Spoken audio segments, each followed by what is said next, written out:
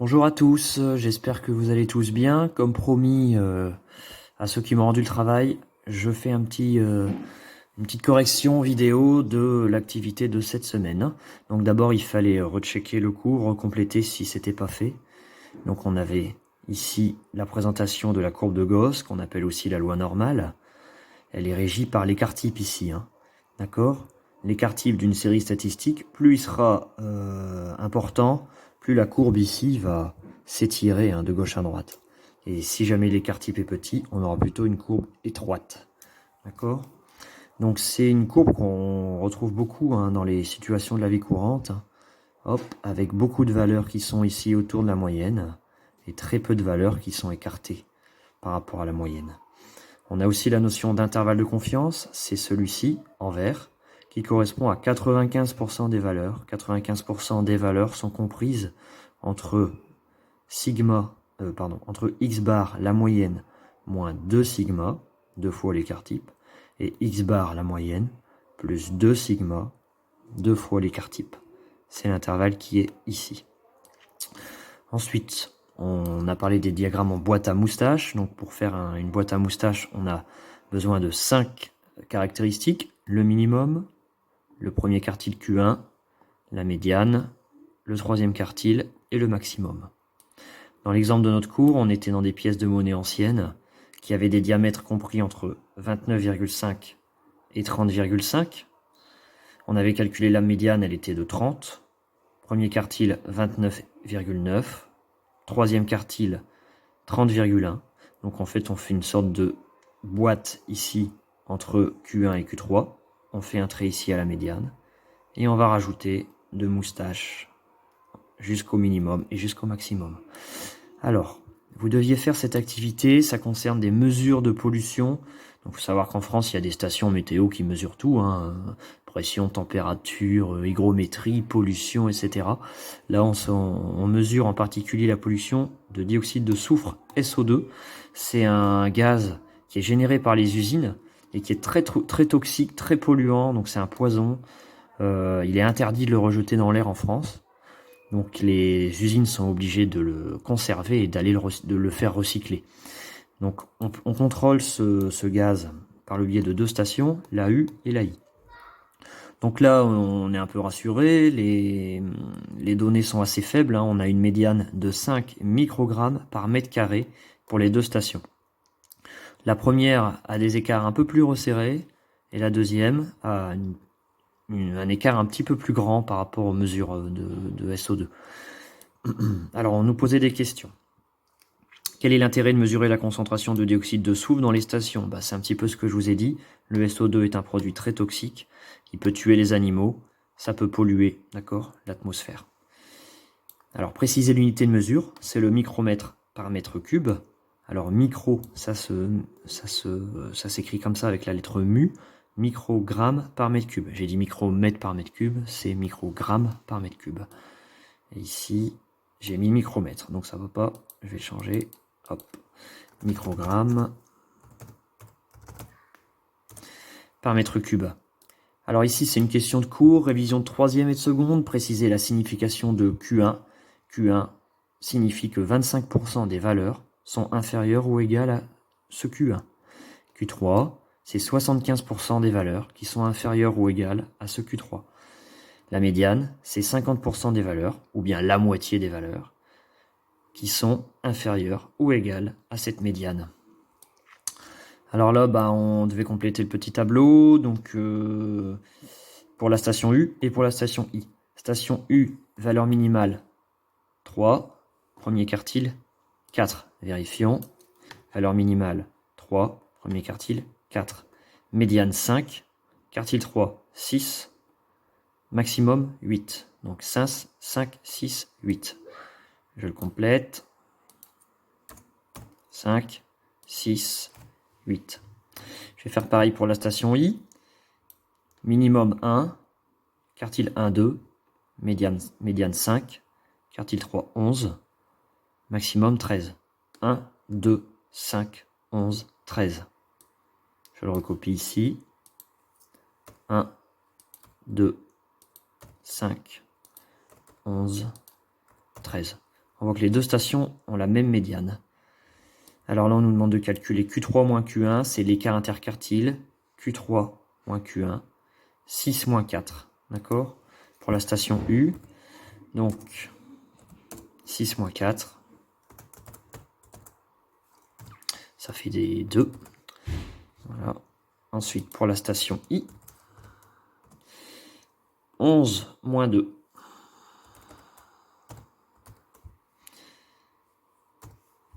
Ce qui donne 9. Voilà, donc ça permet, l'écart interquartile, c'est un peu comme l'écart type, ça permet de montrer que la station I est plus dispersée que la station U. On passe à la page 2. Indiqué par lecture graphique, en voyant les diagrammes en boîte à moustaches, quelle station est concernée par les affirmations suivantes? La dispersion des mesures est la plus importante. On voit tout de suite que c'est le diagramme du bas, donc c'est la station I.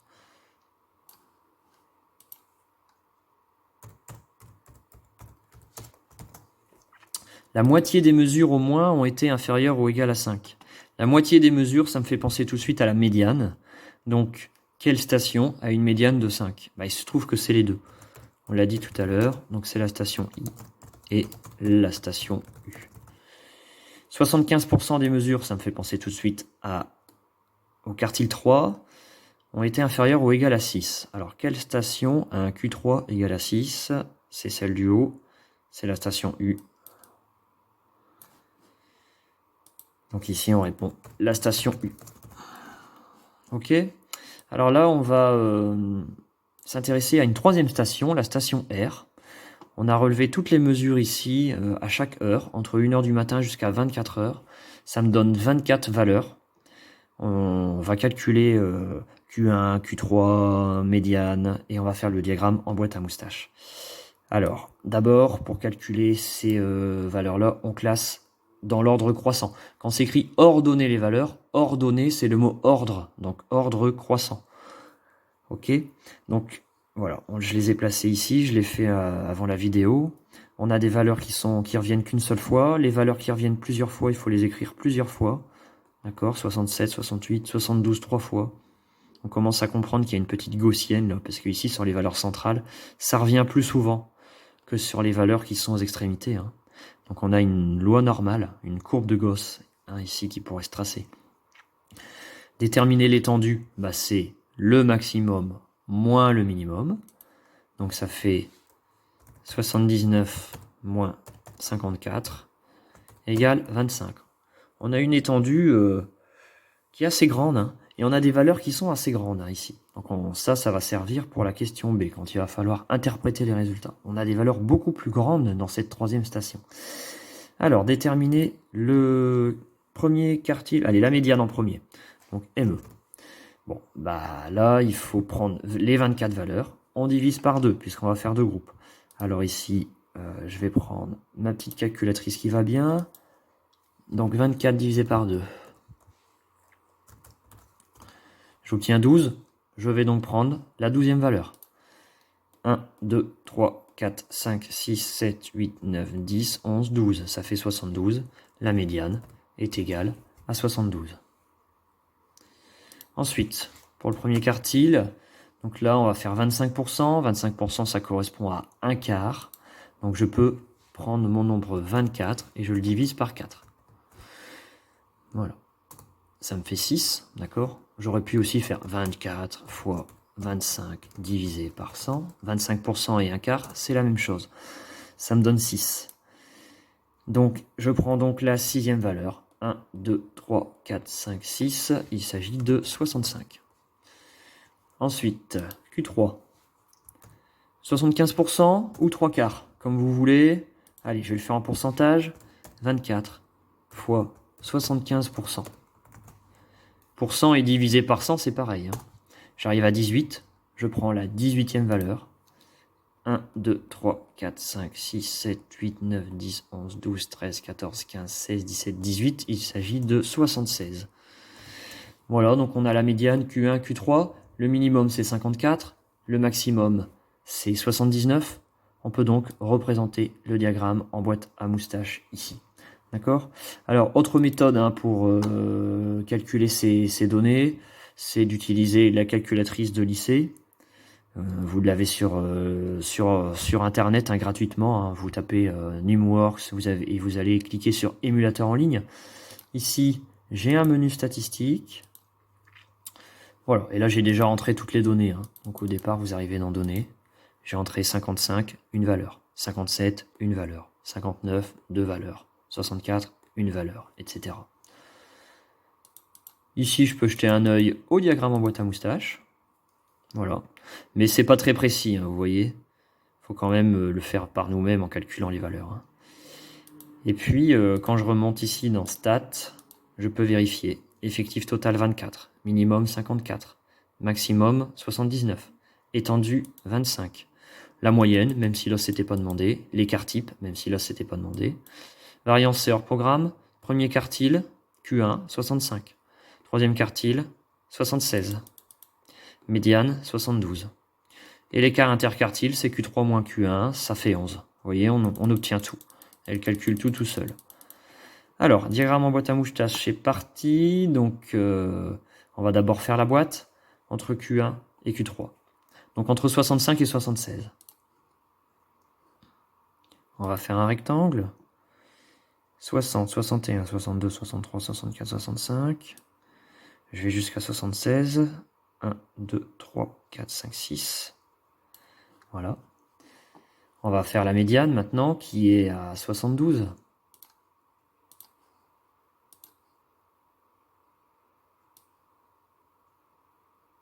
Voilà. Et puis, on va aller chercher le minimum. Donc le minimum, c'était 54. Je finis ma moustache. Et je vais aller chercher le maximum. Je sais plus combien c'était. 79.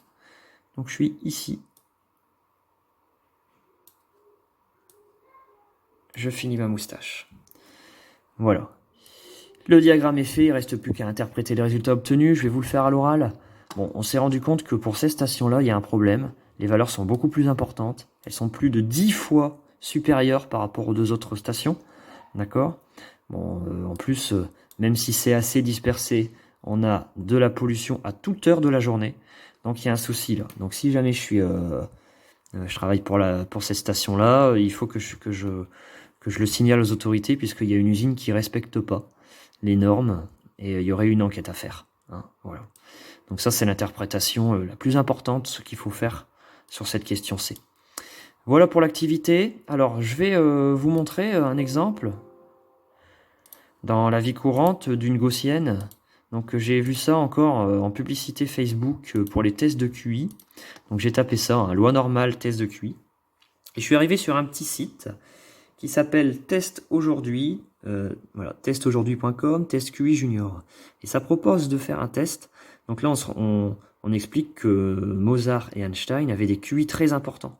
Donc en fait, c'était très rare d'avoir un QI supérieur à 150. Hein, la moyenne, elle est plutôt ici de 100.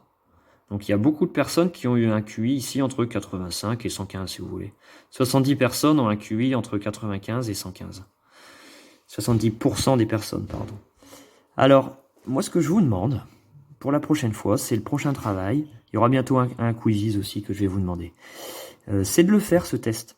Faites le test et envoyez-moi votre réponse. Donc, que ce soit par le NT ou en envoyant à un copain si jamais vous n'arrivez pas à vous envoyer.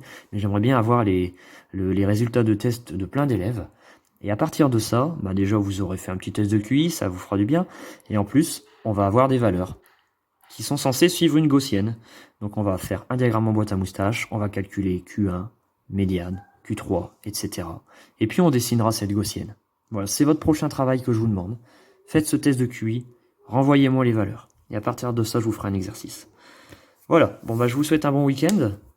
Je vous recontacte lundi, lundi pour voir ce qu'il en est de ce test de QI. Allez, bon week-end.